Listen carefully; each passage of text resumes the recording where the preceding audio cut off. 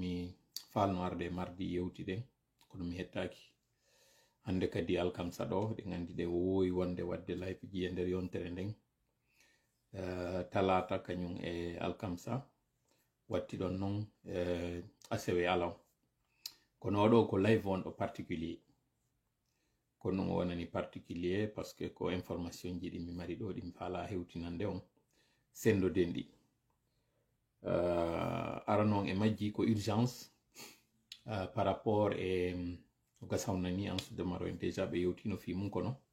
min kadi mi wattowo mum mi ɓeyda ka humpiti ɗon ɗon parce que no gasara na fo heɓi information no wodi woɓɓe ko min tun ara ɓe habbi tanke mi yaral mi yewti hara ɓe tuɗi ɗon nowru donc ɗum ɗon ara mi sendodata e moɗon ɗo ensuite événement prévoyaɗo e ACW on côté UFDG ɗum ɗo kadi mi sendoda e moɗon si wi ɗon kadi yewten fi mesure ji no gasa ɗi yiwɗon ɗe balɗe ɗo particulièrement hankin ɗo e hande hankin ko koko ɓeyni ɗo ɓe interdisi hande kadi kala doginowo motoru taxi waɗugol kagwul ensuite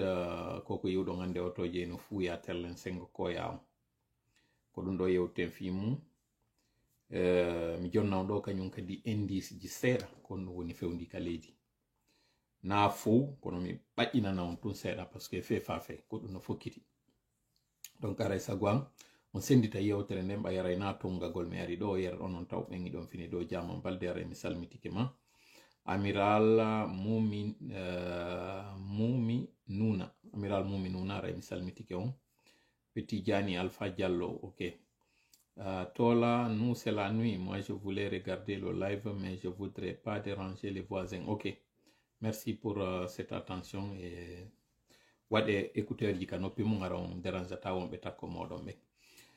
no mi wiri noon o live ɗo ko live yawuɗo mo tawata aray ko information d'urgence mi jogi ɗo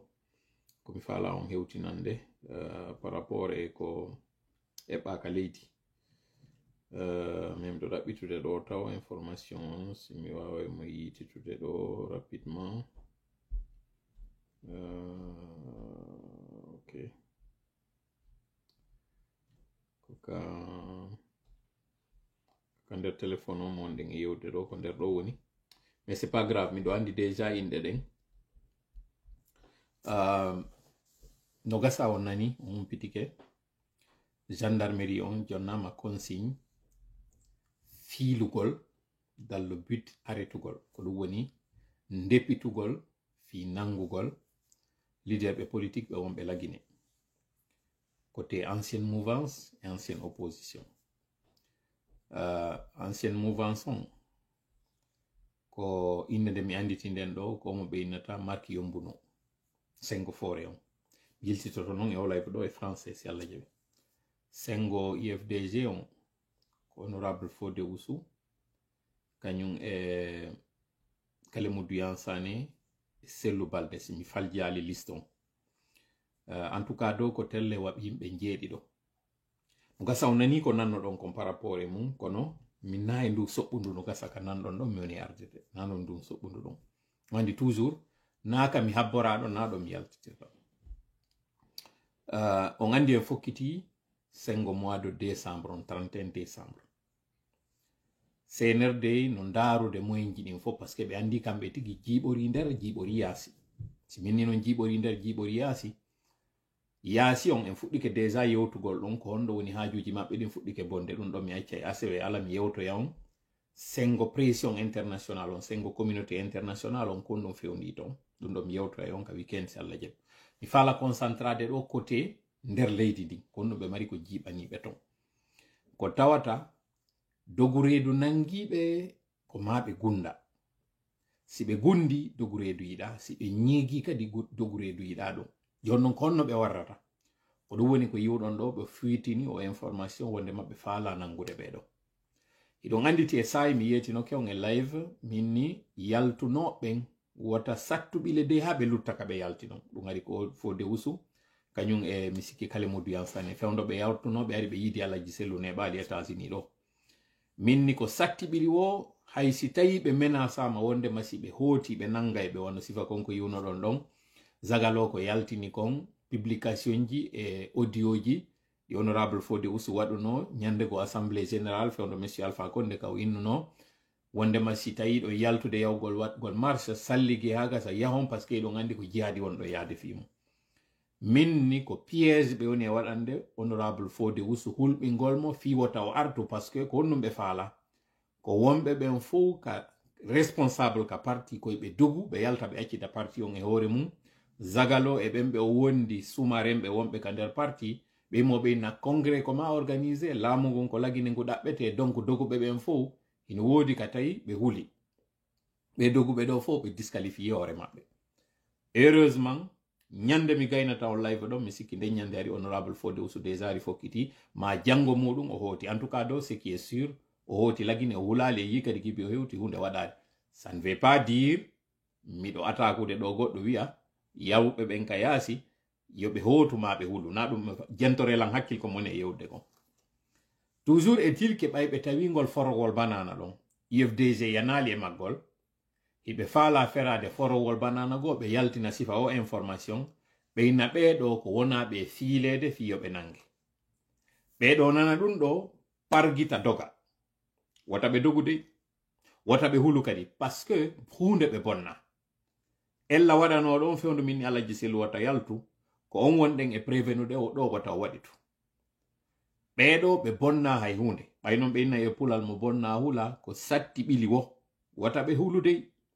wata ɓe eggu ka ɓe woni wata ɓe nangu e suuɗagol fus d'ailleurs ɓe ala wadde ko woni boni donc wata hakkille maɓɓe bonu wata ɓe hulu fus je répète encore cette information en pulaar en français. Vous avez tous entendu cette fameuse rumeur qui circule en ce moment, que la gendarmerie et notre groupement ont reçu des consignes de filer dans le but de kidnapper des leaders politiques des deux bords, c'est-à-dire de l'ancienne mouvance et de l'ancienne opposition, c'est-à-dire des leaders du RPG et de l'UFDG. Cette information, nous l'avons tous reçue de la même façon. Sauf que, en plus de l'angle de la dénonciation dans le but de faire savoir que nous sommes au courant de ce qui se passe, ce qu'il faut ajouter à ça, c'est que l'objectif du CNRD, c'est justement d'intimider dans le but de faire fuir tous les leaders politiques. À défaut de les faire fuir, de les faire taire pour ne pas qu'ils fassent quoi que ce soit. C'est ça qu'ils ont fait à un moment donné jusqu'à ce que des leaders politiques ont jugé nécessaire de sortir du pays étant entendu ou se rappelant ce qu'ils ont vécu pendant l'année 2020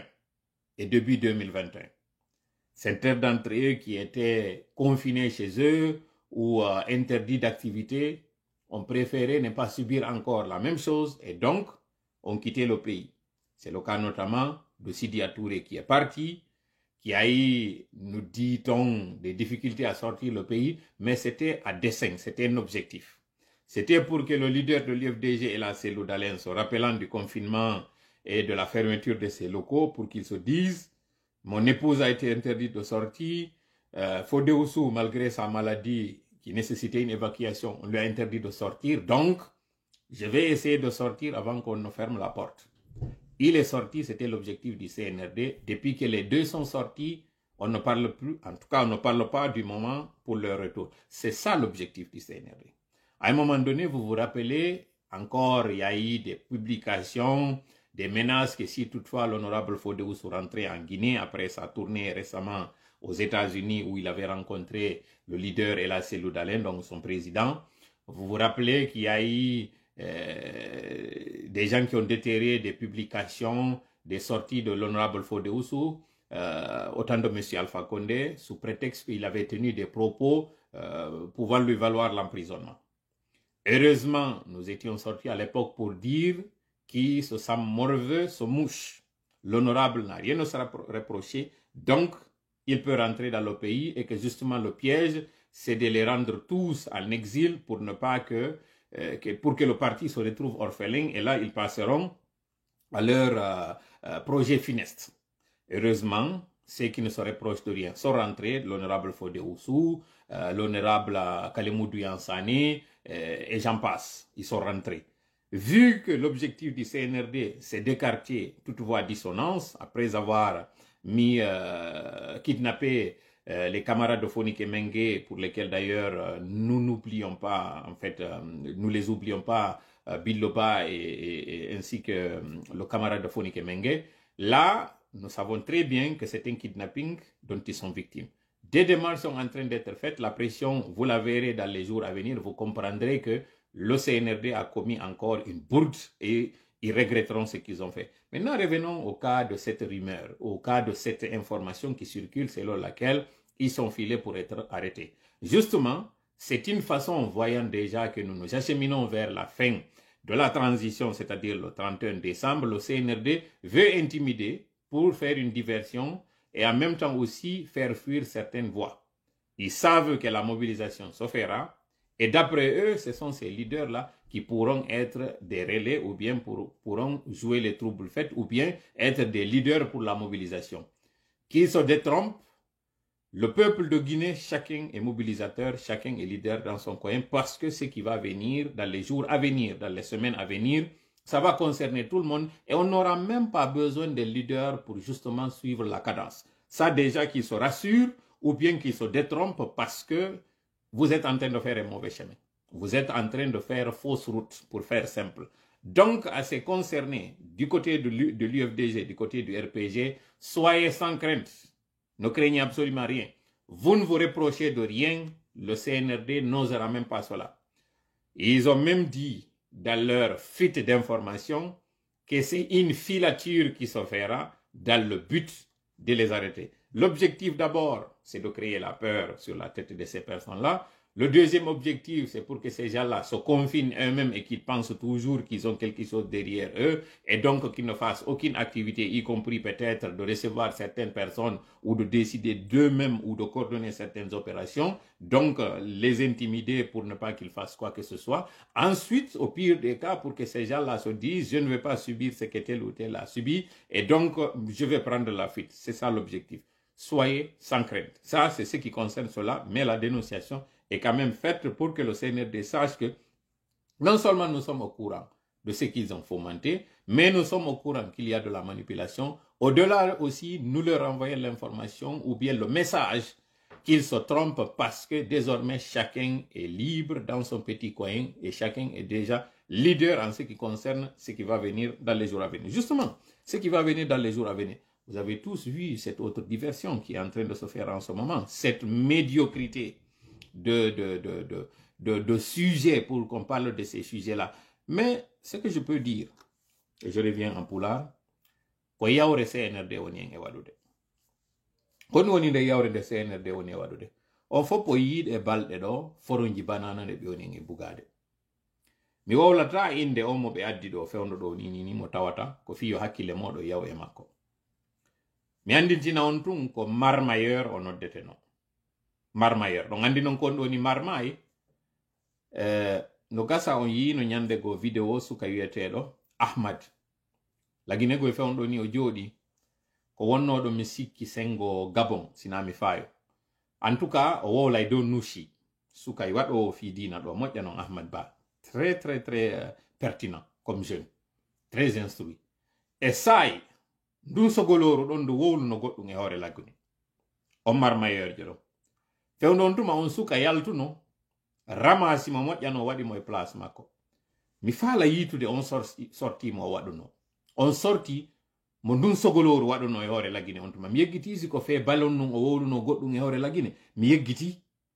mais en tout cas wonɗo yaltude hande ɗo ni wacca lagine wi'a lagine no kelɗi o yaltuno e sayi o wowli goɗɗum e hoore lagine on suka ɗon immi wattimo e place makko yaltini déjà page mo jogina ka holli Facebook tigi no andini o ko waɗata kon information ji ɗi naaɗi crédible et par conséquent si a cliqui e hoore makko fi abonagol e makko ya andu iɗa abonade goɗɗo mo tawata information ji makko ɗi naaɗi crédible c'est à dire Facebook tigi hari no décommandi c'est à dire Facebook hari no rentini jama on heɗitagol ma yawgol e konko waɗata kono puisque enen lagine en townay fi ñooge mawninen fi konko mawna ko ɗum waɗi si hande ɗo eɗen hettude ko onɗen e wadde ɗo ko woni en heɓude ɗo andite e saayi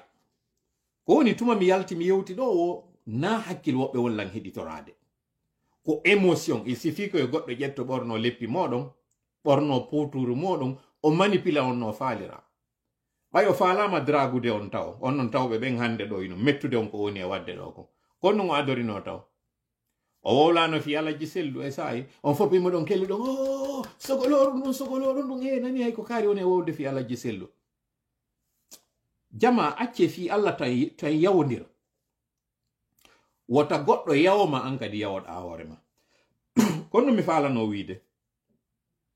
no woduno ko huluno mo andi o bonni no woduno ko o yiwno e hoore lagine ko tawata fop andi no lagine ko honno hendorte particulièrement man ono wonɓe wolde ngal ɗen ngalando ɓay iwi ɗon kañum kadi o waɗo e vidéo mo partage ɗo moƴƴa ka o wacci fi fulɓe ɓen o winni no pullo ko wakkili ɗum pullo ko ni eni ko ni eni min miɗo hutiki hakkil pullo wallahi simi nani hiɓe inna pullo eno laba pullo no mari kalsi pullo no mari hakkil haray miɗo yawiti parce que iɗa laba kono ngari makin ko soɗeteki an ko honɗum e ngari jogiɗa hiɗa mari kalisi kono ndin kalisi ma ndi hiwalima ndin kalisi ma jonnalima teddum kono e kalisi an jogiɗa ɗa mari hakkil kono ɓurɗo e wonde on ko la'ifu mo tawata on hay goto considéramo ka leydi makko goto considéramo ka makko o ara e kujinama waɗinama ko falɗa konɗum e hakkil konɗum e ngari konɗum e jawdi an jogiɗa yetolam acce trompugol hoore mon nani onon ɓe woni e faminande ɗo si ɓe ari ɓe wacci on pullo no wakkili konnon ɓe salantoɓe laamu konnon ɓe waɗen ko ɓerɗe mon nden ɓe faala hendade fewno kadi ka coupe d' afrique ɗo ɓay senirde faalama manipilde ɗo konno ɓe jonnunomo yo ɓorno on tuma na leppi e puuto on tuma kadi ɓe jonnunomo o ɓorni kon tuma hoy e kon ɗum o nodditino on tuma yettore makko nin o wiyano ko jallo yettete hande ɗo no ndaare ko woni e wadde ɗo kon kanko dambugal makko ngal wonno udditude ngal o udditingal o waɗimo populaire o woni toujours ngal ƴangal o woni toujours ngal ɓarngal o ɓaari on kamadi o ƴawi ka o faala ɗon hande kadi simo faala yaafo ɗollan o wecca e hoore yimɓe ɓen o ha jaka par ce que o ƴawino ka o faala ɗon o andi ɗum no wawi wa sondu kono ndu towiri woka leggal ko non ko tawata si ndu ɓakke on wawa hewtude ɓe tawata hewtatano ko ɗum wonɗon e wadde hande ɗo ni on tuma mi nanno woɓɓe goyno inna no ko par ce que ko leppi on wona townede fi mum e nder lagine fof ko tenni ɗo ɓe suɓi enen kadi wakkiloɗen ɗum awa hino joni ka leppi on en passant leppi na bagi mo pullo fuuta tigi tigi woni e waɗude metta en non ko moni e wolde ɗo kon wela ɓen kañum kadi tawɓe ɓen iɓe andi fi maɓɓe teddinaka e bangeji goo kono fi ko ɓe waɗata kon ino teddina comme woni e fewnɗo yeyde ɗo ɗi puutoji mi landi ko ma ko honto woni ɓundu moƴƴingol puuta o e nder lagine ko homɓe woni e moƴƴinde puuto ko ɗum woni yettoje ɓe wonɓe e moƴƴinde puuto hara ko wonɓe e moƴƴinde puuto ɓen tigi no wawa so a inni wonɗo e moƴƴinde par exemple garanke ko homɗum woni yettore galankejo tigi lagine ko honɗum woni yettore labbojo lagine ko honɗum woni yettoje bayillojo lagine si arama ɗon ko homɓe woni e saññude hande ɗo ɗi puutoji tigi tigi na pullo na dow pullo fuuta ina ɗon ko pullo fuuta ko fuutankejo non woni e moƴƴinde leppigoy ko fuutankejo woni e moƴƴinde kañum kadi puuto kono na on pullo fuuta mo wonɗon e wolde ɗo fi mum hande mo wonɗon e on wiwde ɗo wonde may ɗo revandikude ɗo hande ɗo fi townugol ma voilà encore ino toon manipulation mo wonɗon e wadde hoore moɗon donc tuma mi yi goɗɗo eno nanga wiwgol ɗo wondema identité pullo ko leppi ko puuto ɗum ɗo holli taw ene iɗon andi kaafuji ɗi jeeɗɗi fuuta kaafuji jowi no woodi woɓɓe naɓiɗi ha jeeɗɗi fuuta eɗon andi ɗi ko ɗi jelu no mimuji ɗin noon e daaluji ɗin woniri noon fuuta ko honɗum woni kaafuji jowi ɗi mawɓe ɓe waɗuno gibi ka fuɗɗode ko honɗum woni ɗin woɓɓe naɓiɗi ha jeeɗiɗi ko honɗum woni joyi yahen ɓurɗum raɓɓiɗu ɗin kaafuji ɗin joyi fuuta ko ɗi honɗi ɓay ɗon andi ono wonɓe wadde ɗo hande wonɓe réinventude ɗo hande tarika fuuta on ko ɗum woni kaafuji ɗin joyi fuuta mi landike on ɗiɗo je vous mets au défi yo addanan ɗo kaafuji ɗin joyi fuuta addani alan ɗiɗo on anda ko wonɗon e wadde voilà pourquoi goɗɗo goo mo tawata iwɗo ka iwri wo ara e ukka yawre moɗon ara e yawo o fewndo on tuma harno woduno ko wonno uddetude hande ɗo noon voilà lawol ne voilà ce que nous sommes en train de récolter aw mi yetto on kon ɗum ɓe addiri o neɗɗo Fonds monétaire international on neɓaler no lagine gogo taw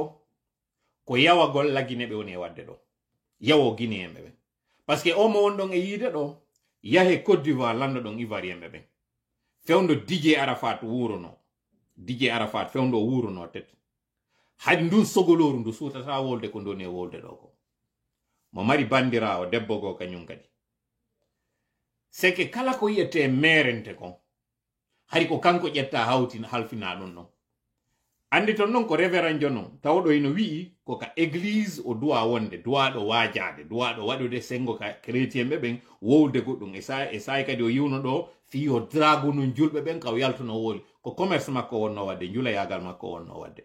kono puisque non onon o yaggata on ƴoƴata han joni on famata woɓɓe moɗon nde yaafo ɗollam han joni on geray sifa ɗi ñoguji ɗo ara yawo yimɓe koko woni e heɓude en hande ɗo fof ko onon defi en ɗum ɗo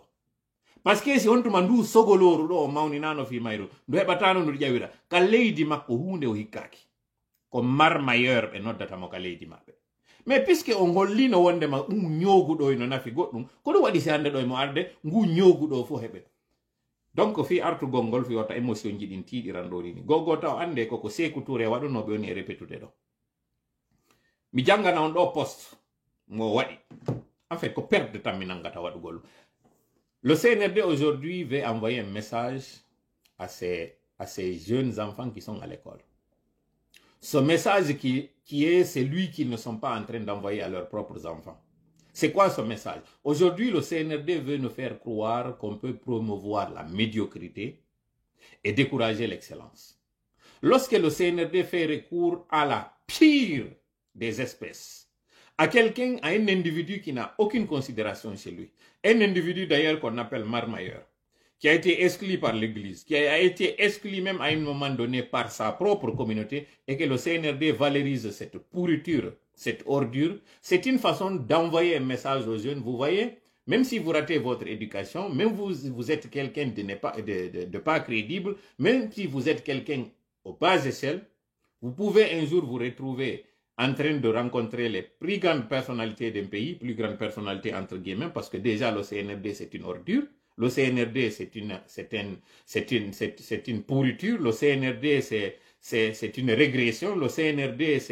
c'est un regroupement. En fait, comme on dit, les oiseaux de même plumage volent ensemble. Le CNRD, puisque c'est la racaille, le CNRD, puisque j'essaie de trouver vraiment une expression qui colle, sans pour autant que cela aussi entraîne tout le pays ensemble. Souvenez-vous la Guinée qui avait tant d'aura, la Guinée qui avait tant d'estime, tant de considération auprès des nations à l'extérieur. Aujourd'hui, que des ministrons, que des moines reçoivent en audience et que cela soit un sujet d'actualité, ça je trouve que même Sékou Touré avait fait mieux. Sékou Touré qui avait fait dans sa stratégie de manipulation, de dire qu'il fait la promotion même des illettrés, avait nommé une femme ministre qui n'était pas instruite, une femme analphabète. Il avait fait ça. Maintenant, le CNRD fait pire, parce qu'elle, au moins, bon, le titre ministre, c'était un titre, c'était un poste managérial, c'était un poste politique. Ce qui jouait, ce qui faisait le gros du travail, c'était le secrétaire général et tous les cadres du ministère, on peut comprendre. Mais qu'aujourd'hui, le CNRD reçoive certaines ordures en Guinée qui n'ont aucune considération, même dans leur propre quartier, pour faire de ces personnes-là comme des personnes importantes, à tel point que leur avis soit un avis qui peut faire un standing ovation. Ça, je trouve que le CNRD, dans sa chute, est tombé tellement bas que finalement, on aura... Moi, j'ai vraiment honte de dire que je suis guinéen. Sincèrement, j'ai honte. J'ai un ami camerounais, comme je vous ai dit, je le cite souvent, que j'attaquais en longueur de journée. Il n'y a pas longtemps récemment, je lui ai dit que son président est mort, mais il est ressuscité. Pourquoi? Parce qu'on avait un échange on se chamaillait, moi et lui. Je l'ai taquiné. Je lui ai dit, tu sais que ton président est mort? Il dit, oui, il est mort. Il dit, ah donc tu confirmes qu'il est mort? Il dit, oui, il est bel et bien mort. Il dit, mais attends, il sera ressuscité. Hein? J'ai dit, comment? Il dit, ce président Biya, quand il partira à l'au-delà, il va trouver tellement de gens qu'il a assassinés ou qu'il a fait assassiner ou bien qui sont morts de par sa mauvaise gestion, que finalement il ne trouvera pas la paix là-bas, il reviendra. On a rigolé. Et quand justement Biya est revenu, il me dit, t'as pas vu ce que je t'avais dit? Le vieux, il est allé à l'au-delà, il a trouvé tellement de problèmes là-bas, il dit que finalement ma paix c'est ici, je suis revenu. Ce Camerounais, on a des échanges comme ça pour se taquiner entre nous. Qu'est-ce qu'il me dit quand il a vu cette vidéo de ministrons qui se lèvent, sachant très bien que le Fonds monétaire international est venu récemment en Guinée, il a séjourné. Il a regardé les comptes guinéens. Il a trouvé que c'est tellement au rouge qu'il n'a même pas daigné faire une conférence de presse, il est rentré. Mais pour préparer déjà l'opinion à ce rapport, à ce compte-rendu que le FMI fera et cette note de dégradation, ils ont déjà préparé un marmailleur pour venir dire ce qu'ils veulent. Mais en même temps aussi, ils pensent vendre la Guinée de cette façon-là. Voilà pourquoi ils sont en train d'aller prendre des jeunes filles et qui sont en train d'utiliser ces filles-là pour dire, venez en Guinée, il y a les plus belles créatures en Guinée. Vous savez, à un moment donné, le tourisme au Rwanda, là, c'était trois choses. Les endroits touristiques, donc les collines, la propriété et les belles filles rwandaises. C'est ça qu'on mettait dans l'esprit des gens, qu'il y a des belles rwandaises au Rwanda. Ce n'est pas tout à fait le cas, hein. Ce n'est pas tout à fait le cas. Mais ils font exprès dans les carnets de voyage ou bien ces cartes postales de mettre les belles filles. Ce n'est pas tout le temps des belles filles qui sont là-bas. Et là, comme par hasard, la ministronne, ou je ne sais pas comment on l'appelle, du tourisme et tous ces gens-là, veulent utiliser cette marmaille pour vendre l'image de la Guinée et leur dire, venez en Guinée, il y a tout, tout va très bien. Vous pensez faire du mal aux Guinéens. Vous êtes en train de vous faire mal vous-même. Parce que, entre ce que ces gens-là qui n'ont aucun crédit, ce qu'ils diront, et ce que ces institutions internationales qui sont crédibles diront, il y a un fossé. Et c'est là où justement vous allez vous mordre la main. Mais entre-temps, vous êtes en train de faire des dégâts. Entre-temps, vous êtes en train de rabaisser la fonction que vous êtes en train d'incarner par usurpation. Mais en même temps, vous êtes en train de baisser la note du pays Guinée. Lorsqu'un ministre se lève pour en fait remercier quelqu'un qui n'a aucune... Un monsieur qui ne sait même pas, je le défie. Lui, cette marmaille, je la défie. De me faire la table de multiplication par 12. Je prends simple, par 12. De me faire la table de multiplication dans une vidéo de poster, sans faire de faute. 12 fois 1, 12. 12 fois 2, 24. Jusqu'à 12 fois 12. Je t'aide des 144. Que tu fasses ça là, cette règle de multiplication, ce tableau de multiplication là par 12, tu fais ça dans une vidéo, tu postes, sans que ça soit par comment on appelle ça, comment on appelle ça, le truc là, le prompteur, sans que ce soit par un prompteur. Je te défie, toi, de faire une multiplication. La règle de multiplication là, tu la connais. Mais le tableau de multiplication 12, je prends simple 12, jusqu'à 12 fois 12, de 1 jusqu'à 12, tu fais ça dans une vidéo, tu postes, sans faute. Je te donne $1000. Je prends tout le monde ici à témoin. Sans triche, tu fais ça dans un live. Tu ne fais pas une vidéo hein, que tu vas poster. Tu fais ça dans un live. Tu commences 12 fois 1, 12, 12 fois 2, jusqu'à 12 fois 12. Tu fais ça dans une vidéo. Les yeux fermés. Tu fermes les yeux comme ça. Tu le fais. Tu fais ça. Tu fais cette récitation, tu postes. Je te donne $1000. Cadeau. Ça, c'est cadeau d'entrée. Et je te paye ton billet de retour. Je te prends en charge pour 1 an ton loyer. Tu me dis ton loyer, je paye. Très simple. Tu fais une vidéo dans laquelle tu fais cette règle, ce tableau de multiplication 12. Jusqu'à 12 fois 12. Les yeux fermés comme ça. Tu finis ça dans un live. Je te contacte. Je te fais un virement de $1000. Je te paye ton billet de retour dans ton pays. Et en même temps, je paye ton loyer pour 1 année. Tu me dis ce que tu payes ton loyer, je te paye ça. Je te fais ce défi-là. En attendant. Et c'est cette pourriture-là qui se permet de donner un avis sur l'économie guinéenne et que ce ministre se lève comme pour dire c'est l'enchantement. C'est-à-dire que, voilà, comme si c'était les institutions de Bretton Woods qui viennent de... Même quand les institutions de Bretton Woods font une notation pour la Guinée, un ministre ne se lève pas pour faire ça. En fait, ça montre vraiment l'amateurisme. Ça, quand j'ai vu ça, quand vraiment ce Camerounais-là m'a envoyé cette vidéo, il me dit, mais sincèrement là, nous sommes en train de faire mieux. Vos responsables là, ils sont tous sauf des responsables. Mais évidemment, il n'y a pas de gêne, il n'y a pas de limite pour ce CNRD, il n'y a plus de honte. C'est-à-dire, ces gens-là ont tellement rabaissé la Guinée. Et comme j'ai dit, vous avez vu un poste que ce monsieur-là a fait. Dans ce poste-là, il confond dans l'écriture vu, le verbe voir, vu avec VU et VI. C'est-à-dire, c'est ce qu'il prononce, c'est ce qu'il a fait dans le poste. Il ne sait pas la conjugaison entre E accent aigu et ER, c'est-à-dire la terminaison des verbes à l'infinitif. Ensuite, le verbe conjugué au passé. Il ne sait pas faire cette différence-là. Et ce sont ces personnes-là que le CNRD est en train de promouvoir pendant que eux, leurs enfants sont dans des écoles privées. Ils sont en train d'étudier pour devenir demain des cadres. L'objectif est simple. C'est que nous soyons abrutis, que nous ne suivons rien d'excellent et que nous nous contentons justement de cette médiocrité pendant qu'eux, ils sont en train de construire l'avenir de leurs enfants. Combien d'entre eux ici, vous voyez leurs enfants sur les réseaux sociaux, avec leur propre identité?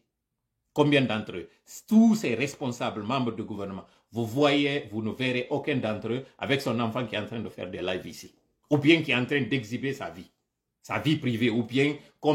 qu'est-ce qui se passe dans sa vie. Vous ne le verrez pas. Ils ne feront même pas de poste. Même quand ils ont des anniversaires, ils ont quand même comment j'appelle ça, la discrétion, ils ne font pas ça.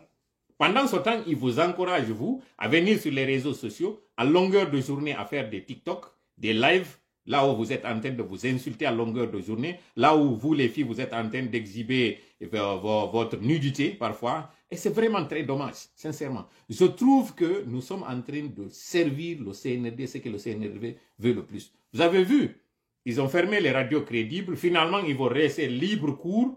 à consommer des choses qui ne sont pas digestes. Ils ont engagé des communicants sur des réseaux sociaux qui se font appeler créateurs digitaux, qui ne peuvent même pas faire un post sans faire de faute à l'intérieur de ces posts. Ils sont en train de vous partager des fausses informations, tout simplement pour vous abrutir. Non seulement vous n'êtes pas en train d'aller vers l'essentiel, vous êtes en train de consommer à longueur de journée des choses futiles. Ça, l'objectif du CNRD, c'est d'abrutir tout le monde. L'objectif du CNRD, c'est de nous gaver de contenu indigeste. C'est comme quand quelqu'un ouvre un casino dans un quartier désœuvré où les gens n'ont pas de travail et ensuite il ouvre des restaurants à consommation comme ce qu'ils appellent de fast-food à des gens qui ne sont pas lettrés, qui ne savent même pas qu'est-ce qui est bon pour la santé, qu'est-ce qui n'est pas bon pour la santé. Avez-vous une fois vu dans un quartier chic, un quartier de personnes lettrées qui mangent santé, qui sont souvent dans leur maison, avez-vous vu un restaurant fast-food dans ces quartiers? Avez-vous vu ça? Jamais, vous ne verrez pas ça. Parce que eux, ils savent qu'est-ce qu'ils mettent dans leur tête et ils savent qu'est-ce qu'ils mettent dans leur estomac. Ils savent ça. Voilà pourquoi ouvrir un tel business dans un quartier où les gens sont instruits, c'est une perte, c'est un mauvais investissement. Par contre, dans des quartiers, vous avez vu, ces cabanes où il y a des paris, c'est des quartiers où il y a la précarité. C'est là où ces gens-là se font plus d'argent. Parce que celui-là qui pense que la providence peut toujours taper à sa porte, ces gens-là qui pensent que justement je peux toujours par coup de chance gagner à la loterie, voilà pourquoi ils ont fait promotion récemment de ces jeux de hasard.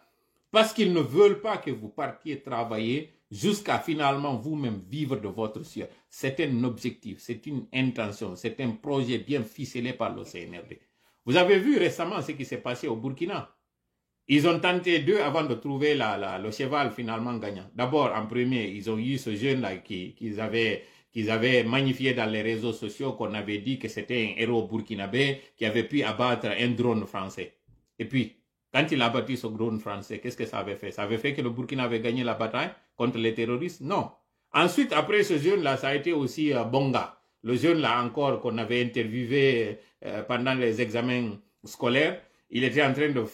d'expliquer ce qui s'est passé dans les salles. Il était en train de faire un français très mauvais pour quelqu'un de son niveau à l'époque. Et on avait fait de lui une star à l'époque. Jusqu'à ce que finalement des voix se sont levées pour dire, mais écoutez, le Burkina, nous sommes tombés très bas. Comment pouvons-nous faire la promotion d'une telle médiocrité? Est-ce que nous pouvons montrer aux autres pays voisins le niveau de scolarité de nos enfants comme ça? C'est en ce moment qu'ils sont allés prendre cette fille-là, comment elle s'appelle, Aïcha Tremblay. qui était en train de danser dans une fête foraine. Elle était en train de danser là. Vous vous rappelez de ce qu'elle faisait là, et puis on a fait d'elle une star. Mais où elle se trouve aujourd'hui? Qu'est-ce qu'elle a apporté au Burkina? En fait, voilà comment ils vont vous faire croire que vous n'avez pas besoin d'être excellent pour devenir demain une star. Ils prennent quelqu'un comme ça dans le lot, ils font de la personne une star pour que tous vous n'ayez aucune ambition que d'être comme lui. Finalement, vous ne travaillez pas, vous comptez sur ces réseaux sociaux. Et le jour où Facebook, d'ailleurs, ils sont en train de le faire, où ils couperont tous les avantages de ces réseaux sociaux, vous comprendrez ce jour-là que vous étiez en train de compter sur du mirage. Rien, absolument. Vous allez voir dans les jours à venir. Vous avez vu, non? Le débit Internet a été réduit, le nombre de vues a été également réduit, mais les avantages que certains aussi avaient dans les réseaux sociaux, c'est en train d'être réduit. Il y en a qui n'ont pas reçu leurs émoluments, ça fait plusieurs mois, parce qu'on leur existe, c'est désormais devenu tellement restreint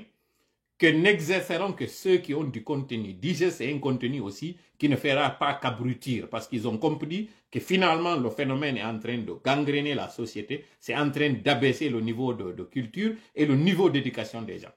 Pendant ce temps, en Afrique, vous êtes en train de passer toutes vos journées à consommer du contenu zéro. C'est un objectif, c'est fait à dessein.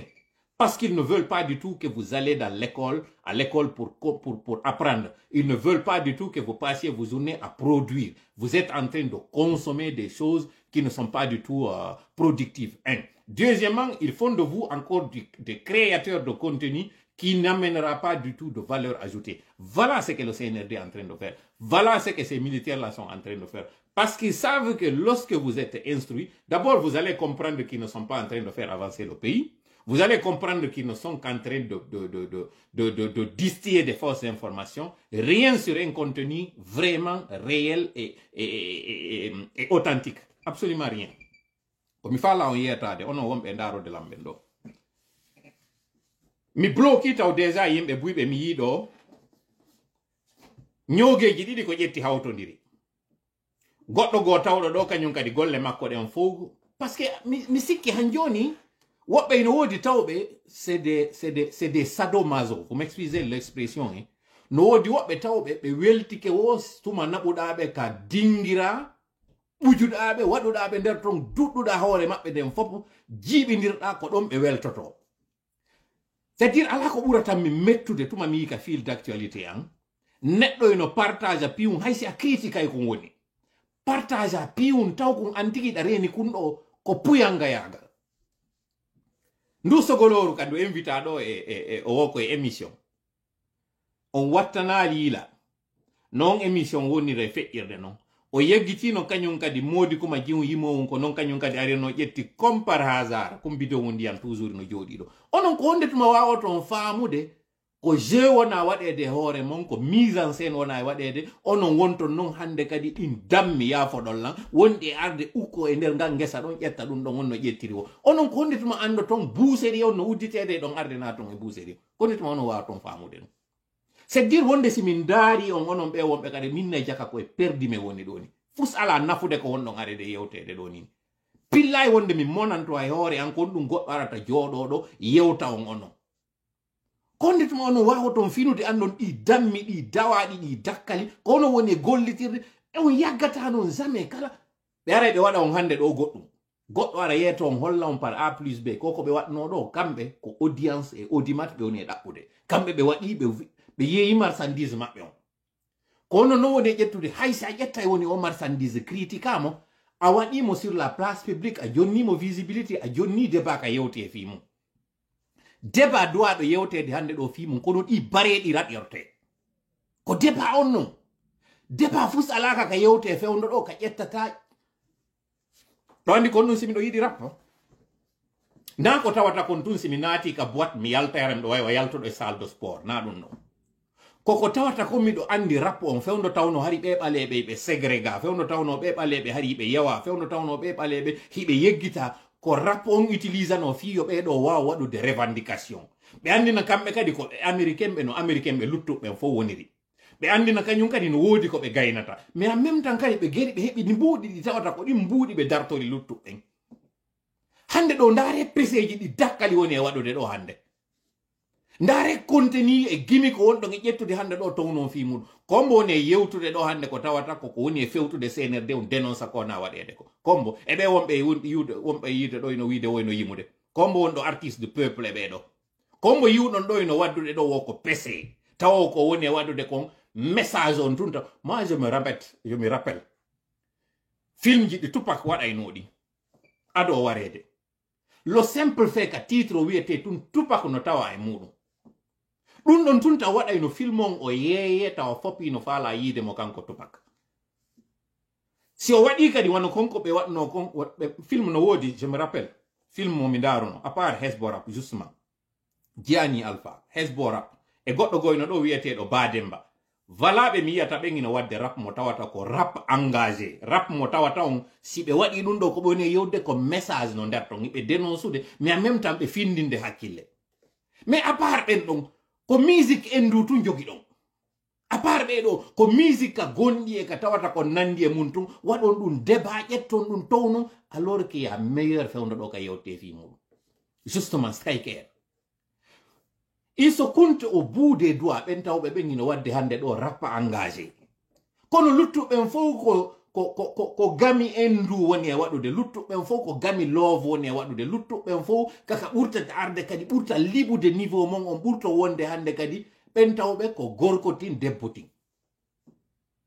vraiment he min mi ronki figuinejo sincèrement si min ni mi yewta e fi mon ñande mi ari mi waɗi live ɗo o gurdam anɗanɗan ɗuytoto ñande mi ari mi waɗi live ɗo o cellal angal ngal ɗuytoto pourquoi parce que on ala yiwde CNRD sonjaji ɗi ɓe joggi ɗon gollen e ɗin ɗo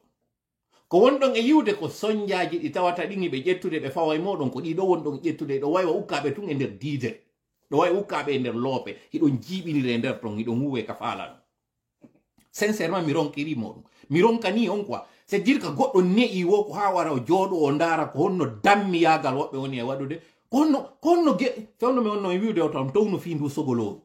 on sikkuno on tuma wonde ma menen mi rena ko woni arde ko on sikkuno on tuma menen ko ngaygu me wonno e waɗude ma ɗum menen mi yiɗa fi affaire pula ko ma ɗum mi yiɗa fi affaire lagino joni noon voilà lawno somo hino noon joni ko ɓe ari ɓe waɗani en ɗo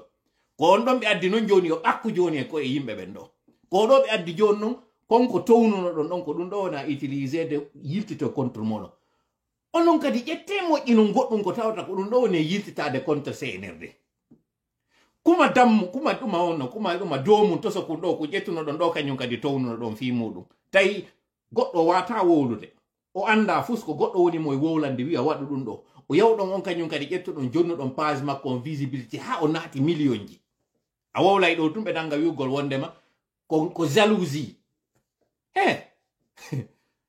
kon ɗum goɗɗo mari ko jalousata goɗɗo ko woni heɓude ɗo visibilité ɗon page ji an ɗin ɓurɗo e towude on ko jelo o mari yimɓe mi sikko tellen 100 000 ñanda haye ko jelu chiffre tellen 100 000 personnes mi sikki mi jogi page ɓurɗo e towde mi sikki dey ko 100 000 mi ɓuri marde page 4 ans miɗo ka réseau sociaux ji ɗo kono ɗum ɗo wawi to explicade page ɓurɗo e towde 100 000 mi jogi e hoore makko abonné ça ne me dérange pas hein parce que na yimɓe abonné ɓe moni e ɗaɓɓude essentiel on kala page mo udditoɗa a yeyi wonɗo e yaltinde ka toola woni e waɗude c'est ça mon objectif mais au delà ɗum ɗon miɗo yiɗuno yo taw hande ɗo hara kala konko tawata ko merente on désabonike e muɗum yalton e merente on hollon onon kadi goɗɗo yawta ko on yawoɗon hoore mum kono laabi jelu yiɗon jokki han joni onon yiɗo yeyi ɗo yiɗon sutena ɗo page ji wonɗi e yennude on laabi jelu woni wonɗo yennude on e kene petten o yenna on e wonɗo e waddude ko tawa ko yennugol on hande ɗo goɗɗo si tawi no arde wowla nde fenade wallito CNRD ɗo on wonɗo yawade on ɓuru on wonɗo yennude on ɓuru on non tigi tigi on en tout cas ko moni yewtade on ɗo a résumé gi médiocrité wi gi ɓe woni e wadde ɗo fof kono e waɗi ngay o yi non ko minni ɗo kon fi affaire ɓe kaguleɓe ɗo par ce que ko ɗo mi fuɗɗonno live on pendant qui heɓike déjà combien de minutes 45 minutes e ɗo andi nde ñande miɗo wadde ɗo live be caméra on huccita o ok mi sikki ko ɗo mi sangitirta ok kam mutunoɗe balɗe ɗo mi yawno lagine mi yuno nde ñande minni mi wowlata mini par ce que si mi wowli o wiyayno na gonga mi yawno lagine miɗo mari noon vidéo mum postoyta ɗo si Allah jaɓi par rapport e on tourné amon waɗno mi arno min service de renseignement maɓɓe on ko zéro mi ari mi wi ɓe contrôla hunde ka leydi figirez-vous miɗo andi CNRD no waɗi goɗɗo no waɗi woɓɓe de na goto ɓe moni e yewtude muɗum tawoɓe ko yahoɓe randaɓe compte miɗo andi pasa miɗo fanki ɗon mi waddino emo mi wadduno on ka muɗum fewndo ka batowal ɗum ɗon feƴƴino on ɗon o andino hande kadi mi andi ko woni golle makko ɗen o woɗɗitinoke lan d'ailleurs o affichoynoke joni ɗum ɗon on sava i suis son cours mais kam mi arti ɗo mi yewtidi e goɗɗo mi wowlata ko mi waddi kon fo mais so reconnaîtra e nder o live ɗo ko ɗo mi andini ko honno mi wonno jindirde lagine entre autres simɗo jindude lagine ton ko moto mi jindirta entre autres simɗo jindude lagine ton ngare mɗo waɗi kagul ko ɗo yehi defi ɓe defa ɓen ɗo fo mesure innugol ngol hande kadi doginowo taxi moto ko ta waɗu kagul kono no mi wata on yetade terlen no ɓe inna justifia ngol o wondema c'est pour des mesures de sécurité min mo mi gollidata e muɗum wofi affaire taxi moto ko numéro téléphone makko mi jogi miɗo andi ɓurɓe e moɗon ɓen kañum kadi par ce que momi ati gollidude e muɗum on ko ɓeygure no mari on mo tawata e ɓe hooli mo tawata ko on ɗon waɗanta ɓe déplacement ji ɗin ka famille jonnunolan numéro on pour la première fois ça c'était en 2019 pour vous dire ko neɓuno ɗum mo kala mo noddata ƴawa e muɗum ko ɓuri ko ngara e jogi numéro makko eɗa andi ko kanko woni hombo mi salaki dey arowo e makiti ka ligne ndara ɗon motoru wondu o ƴawa e muɗum kono ko ɓuri kon ɓen kañum kadi aroɓen ka ligne moto ɗon haray no andi moto mo ɓe wowi ƴettude ɓe wawimo jonnude wonde ay jiwo e maɓɓe koye ma ɓiɓɓe maɓɓe wonɓe ka l'école ko ɓen kanko yahanta ɓe adda ɓe leera si ɓe yalti ɓe mari ɗin contrat ji ɗon donc rien ne justifie hande ɗo yo CNRD yo wi'u ko fi question de sécurité ɓe woni wirde ɗo goɗɗo wota waɗu ɗuma wota waɗu kagol wonɗo e doginde moto non joni ta ɓe waɗu kagol d'accord kono o wonɗo e doginde moto ino waɗi casque casque on e kagol on kon ɗum sendi hara waɗu do casque mo tawata hara na hoore nden tun ɗo hara casque on kañum kadi no suumi yeeso mo a wawa yiide oɗo andamo a yiide oɗo anditamo aw donc ko konko mi wolannoɓe ɗon mi wattani ɓe ɗon kañum kadi so yi fuyi waɗɗo on sengo koya on minni ɓe hande ɗo ɓe woni e ɗaɓɓitude ɓen ino koya no jindude ɗum ɗo fof ko honno mi woni e waɗande on ɗi révélation ji ko fi on andu CNRD no lagine kono ko minen ga contrôle leydi ono yawiti ɓen ɗo sikko ko mi woni e wadde ɗo kon battinta nder ɗon il n'y a pas de sérénité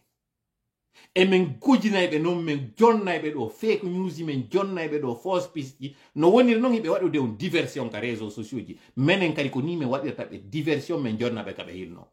non seulement min gera ɓe waɗa barrage ji non seulement min gera ɓe waɗa interdiction ji non seulement min jonnayɓe ka ɓe hilno fi onon taskotoɓe ndaron taw on fus ɓe contrôla kono mi yaltirta mi wola ɗum ɗo miɗo andi ɓe ndaro e o live ɗo ɓe anda e kañum kadi information maɓe jonna on ko fenade kono ko ni fausse information ji jonnirteɓe ha ñande goo noon vrai information on tigi waɗa ko nara ɓe watta naarila ɗum ɗo kadi ko forowol banana moni e ferade ko hollugol on ko hakkil gollata ko hoore nden so jaɓale noon gollitirde nde hoore on gollitiri ɓernde nden on hikkiri yeeso toujours jooma hoore nden gollitiray on waɗa ko faala kono noon andi ka suɓoto ñande desidi ɗo wo kañum kadi on ñippa e ɓernde nden ɗuytonde gollitiron hoore nden ko nden ñande noon tawa ton jaga ko puyangaji woni e rulude on ɗo mi anda so yi ka tiga sayete sa ari a jooɗi ka tiga sayete ɓe ƴetta woni ɓe waɗa tigaje ɗen e nder ɗum on kum ɓe ƴetta saaru kum ɓe waɗa ni fi wotaɗe sumu ko wataɗe sumu koyeɗe ɓendu wataɗe sumu koyeɗe ɓendu wataɗe sumu koyeɗe ɓendu ko ɗum on tigi yimata ha gayna kono sawoɓe giɗɗuma juɗoɗuma onno juɗoɓe tiga ɓen tawoɓe ɓen ɓe woni professionnel kamɓe ko honɗum ɓe waɗi hiɓe mari ko waywa mbembal ɓe mari ko waywa ɗuma wi fifa wini ko nder ton ukkete si ukki nder ton ko ɗum koɓe jogo ɗumawal ngal ɓe ruwla ngal ko honɗum ɓe woni ngal e ruwrirde na yo deƴƴino tigaje ɗen ɗe deƴƴinta ko noon ɓe yahata ɗon ha tawata ɗe ɓendi ɓe ƴetta ɗe ɓe wayla ko ɗe ɗo moƴƴinoyte dobbo ko ɗum ɗo ñamoyto kono ko ɗum ɓe waɗi ɓe ruulu ka ɓe ruulu ɓe deƴƴinta aw ko ɗum CNRD woni on e waɗude CNRD no jogii saaro kun saaro kun kaka réseau sociaux ji ɗo woni koye ɓe tournu kun ɗo ɓe tourna on hakkille ɗen kun saaro kun ɗo ɓe jogii ɓe tournu kunde kun ɗo ɓe tourna on hakkille ɗen tanke noon on finali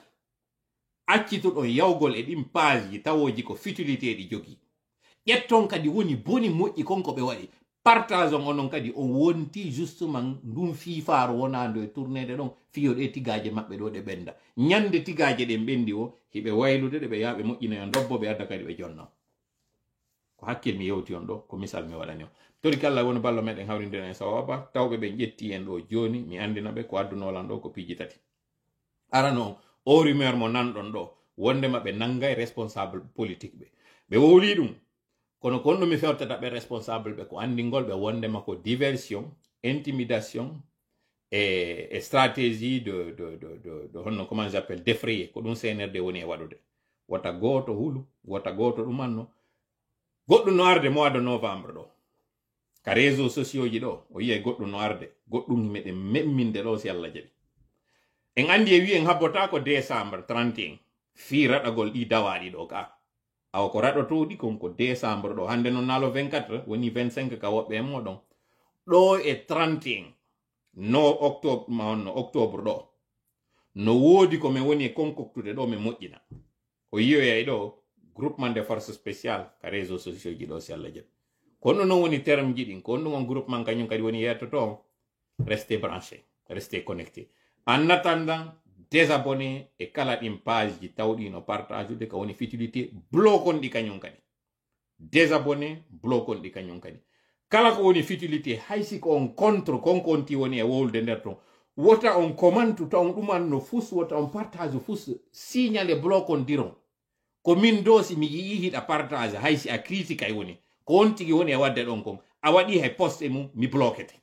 si mi bloquima non hino ɓuri si mi inni mi ittima tun e amiɓe amme par ce que si mi bloquima yiyatalan e sakko inna addana e lanɗuma mi ndaray kañum kadi mi continue e ɗum ɗo kañum kadi kala mo mi yi haysi noon ko a siɗɗo am mi yiiɗa partage ko tawata conseil de la futilité fuse yewta fimo goɗɗum no fokkiti ka nder palais goɗɗum no fokkiti ka nder gouvernement ton ko tawata noon ko ɗe balɗe wonɗe e arde ɗo jonnotoɗen mise fi muɗum o yi fewɗom ɗo yewtude fi idi amin ka koye alati mi lannitoto histoire makko on si Allah jaɓi asewe ɗo en yewto en yiltitoto e konko Sékou Touré waɗuno ko hombo woni point ɓurɗo e towude on e nder lagine mi landike on ko hombo woni point ko ɗum woni nokkure ɓurde e towude nden e nder lagine ko honto ɗum ɗon woni e ko honno nden nokkure innete ko on question réponse ɗo mi faala on jonnu ɗo e asewe alowo mi andintina troisième chose on ko mi arno ɗo fi muɗum contrôle 100% ino mari événement mo tawata assemblée générale wonɗo e wadde on asewe ɗo ka siège UFDG on fop on nodditama argol no toro ittere monnaie zagal o noon e sérélak makko on hino ardude mbuuɗi jonna woɓɓe wonɓe France ɗo ɗum ɗon kadi min addana on information fi ɗum ɗon on koko kañum kadi tawata Europe sa dénonci goɗɗo tawɗo ko demandeur d'asile tawɗo ino feni ma ɗum kaydi makko ni sukkar makko on bonino ko tawata e ɗamal récompense en yewtay kadi fi mum e nder o weekend ɗo si Allah jaɓi kadi en heɓay on responsable jo yewto on fi affaire immigration particulièrement sengo Canada on e ɗi mesure ji waɗaɗi ɗo fi tawgol ngol si tawi ko a travailleur jo fewɗo ni wonɗo yewdude agence ji ton fiyoɓe adde en tant que travailleur qualifié ou bien en tant que travailleur temporaire piège ji wonɗi toon ɗin kono ɗum duwaɗa évitude oɗo si en hettodiri makko ara ɓe yewta en ɗo o yeeto kadi ɓe étudiant ɓe arɓe ɓen ganin ɗo tawɓe woɓɓe décidi landoto sukkar woɓɓe tawɓe continue étudie maɓɓe ɗin ko wonɗum woni risque ji maɓɓe ɗin ko wonɗum woni avantage ji maɓɓe ɗin ɗum ɗo fof ko e nder o weekend wonɗo e arde ɗo si Allah jaɓi yewteten fi mum donc restez branché si Allah jaɓi salamu aleykum wa rahmatullahi wa barakatuh ciao